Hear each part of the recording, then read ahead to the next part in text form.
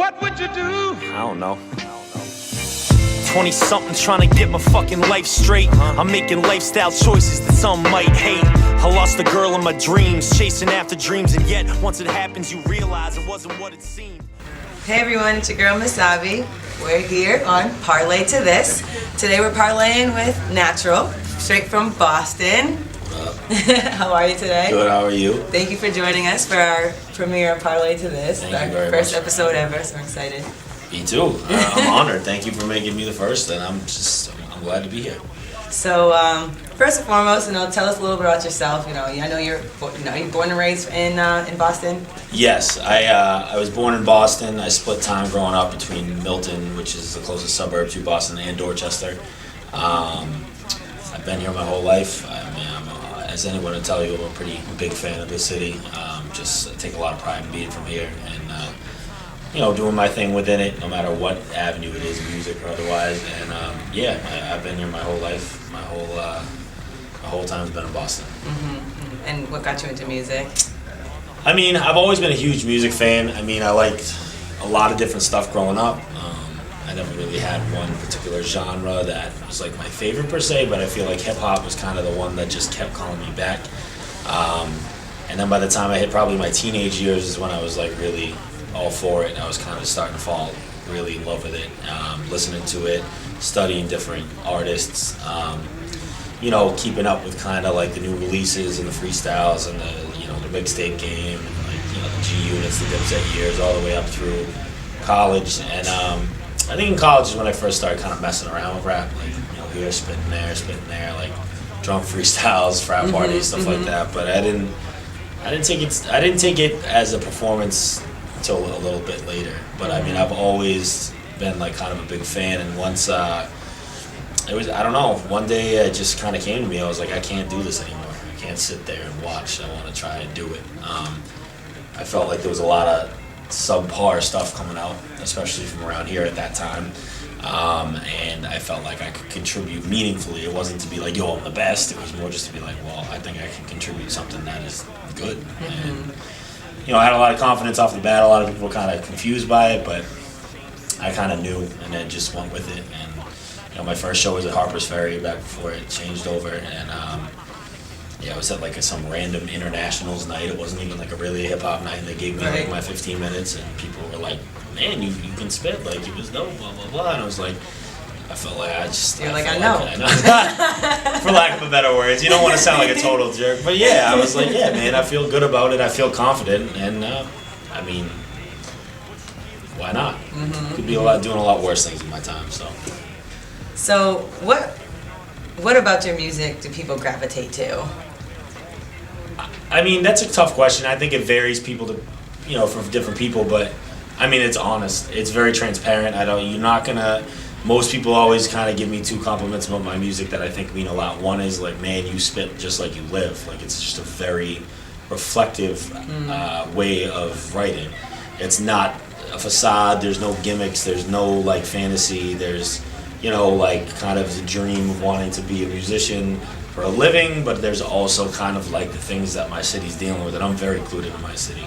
I'm very clued into the things I want to see get better, and I'm clued into the things that that make this place great. So it's very reflective, and I've received a couple, like my favorite compliments to get is like, man, you don't sound like anybody else. You know what I mean? And I think when I set out to do this, my number one thing was I don't want to sound like anybody else. I want to do my thing. I want to do my way, and I don't want to sound like this dude or come off with the flow like this guy or perform like this dude. Like, nah, like I want to come with what I have. I'm like a pretty authentic person, I think, with what I believe in, the things I stand for, and I wanted that to kind of really be a central part of my music, and I think I've succeeded in doing at least that. So I think most people kind of relate to the honest, day-to-day stuff.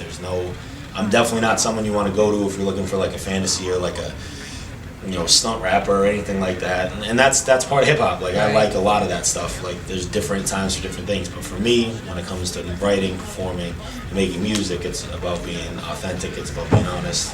It's about being real.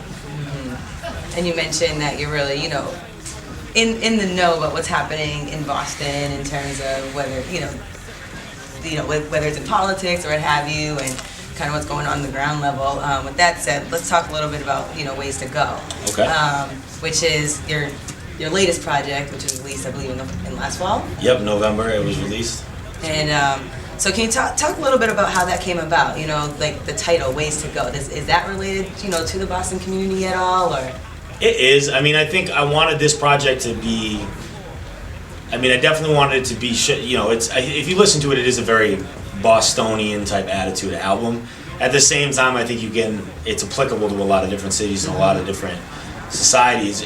Ways to Go came about more from traveling. Honestly, I was in Ireland, and one of the covers of I have two covers. One is a very famous picture from Boston, and I kind of wanted that as like kind of an exclusive, like kind of if you know the history of the city, you might like that one a little more. Mm-hmm. But the original artwork is me standing in front of a signpost in Ballyvaughan, Ireland, and it is a very famous signpost. It's one of the most photographed in the world and the most photographed in Ireland. And it's in Ireland, they're very infamous for having just tons of signs on one signpost that go in all sorts of different ways. And I thought it was a cool way to kind of pay tribute to the Ways to Go. And Ways to Go is a double, and it means two things. It's one, we have a long way to go. Like we still have a long way to go. We've come so far in a lot of respects, whether it's just hip hop, whether it's racial tensions in my city, whether it's crime, whether it's education, betterment of people around you, or just strictly the bad things. Mm-hmm. So we've come a ways, but we still have a ways to go. But it also was meant to ask the question, which way are we going to go? We could go a lot of different routes, and they're not necessarily bad. They're not necessarily all good either. It was just kind of offering the question, here's the way I see the world, here's the things I see dope with it, and here are the things I see not good, and which way are we going to go, and be kind of just trying to offer different viewpoints in my music and the way I put the project together to help. I don't know, I wanted people to kind of have that conversation. So I think Ways to Go is really about asking the right questions. It's about being honest with yourself and other people around you, and when you love your city truly, you shine light on both like her greatness and her problems. Mm-hmm. And if you don't, then you're just cheating yourself. Another track that I really want to highlight is State of Grace, because I think that's special, to anyone in Boston, and really anyone that has had a traumatic event that's happened to their city. Sure. So, can you talk a little bit about that particular track and why it was so important for you to really make sure that project came out as clean as it did? Sure, yeah. I mean, obviously the Boston Marathon bombings affected this city, but I think that's one of those events that affected the world. I mean, the outpouring of love and support from all over the world following that horrible event still makes my hair raise. Like I just can't believe how many amazing people reached out to the community, and a community that's very, very close to me. Martin Richard, the youngest victim in the bombings, was one of my students. I'm a public school teacher, charter school, when I'm not rapping and so forth. He was a child that went to my school. I had known his family for years throughout the community and stuff like that.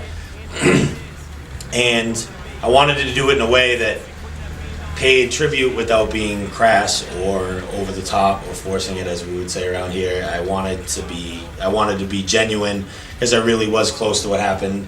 I dealt with what happened a lot my own way. I was down there that day, like a lot of people were. So that was a really, really tough day for me, and a really, really tough couple months following it for me.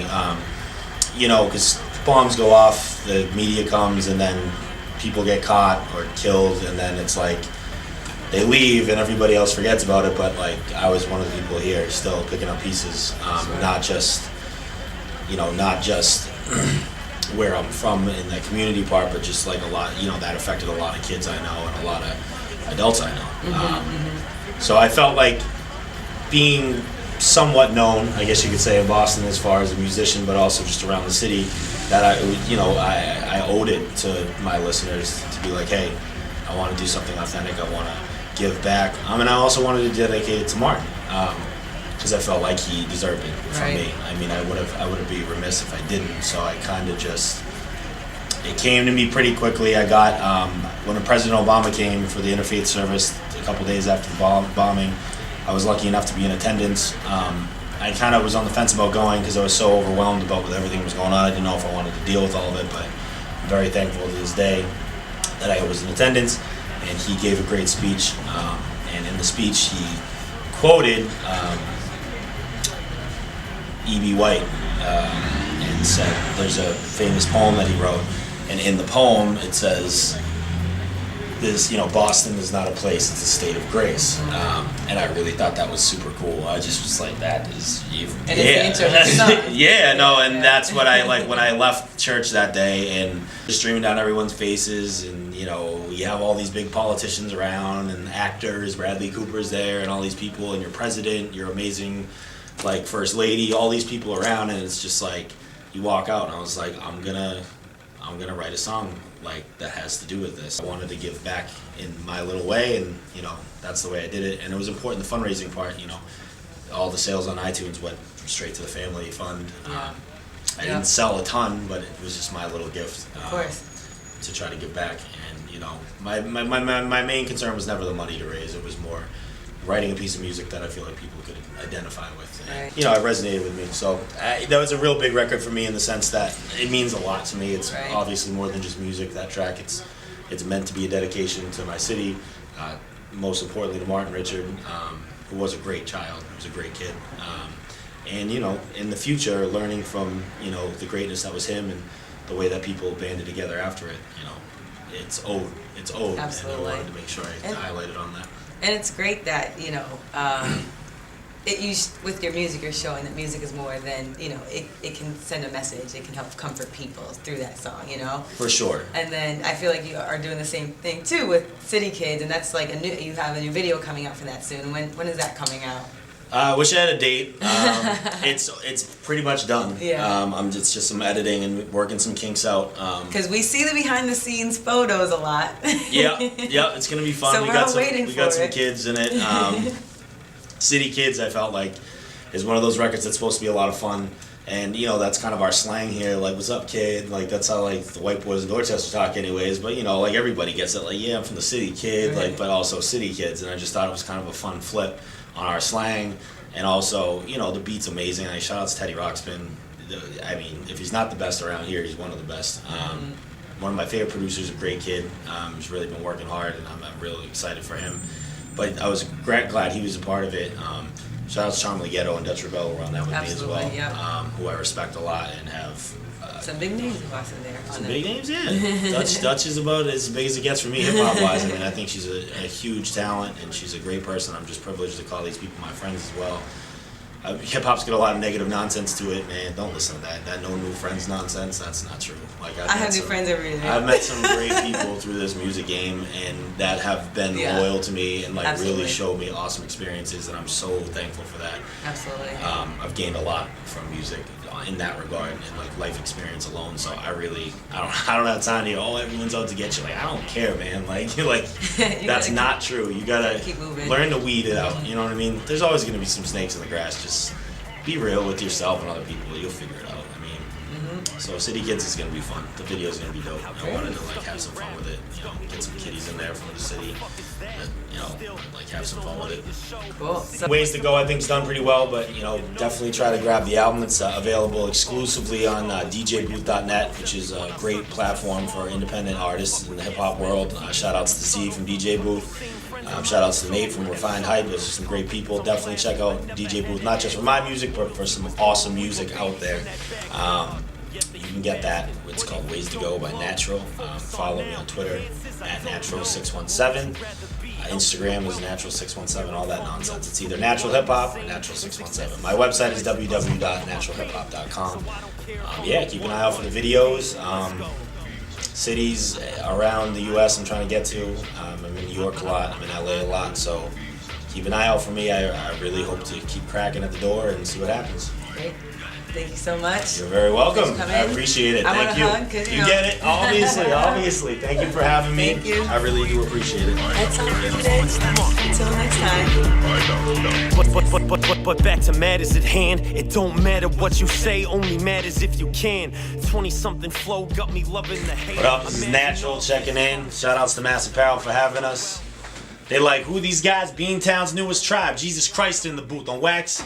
You get crucified. These OGs born prima donna. Think because they born younger, they some prima donnas. Whatever.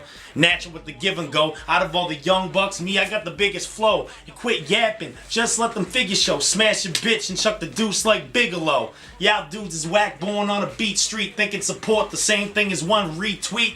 Retry, motherfucker, we fly. When you walk in, my God, we sigh like, don't get molly-whopped. Got your chick treating my two nutsacks and cock like a lollipop. I don't give a fuck. If I did, then I'd probably stop. But it's probably hot and you probably jock. Handle your biz, I already did mine. And if she pregnant, there's a 50-50 shot that the motherfucking kid's mine. You want a future? Okay, fine. I will embarrass you and end you at the same damn time.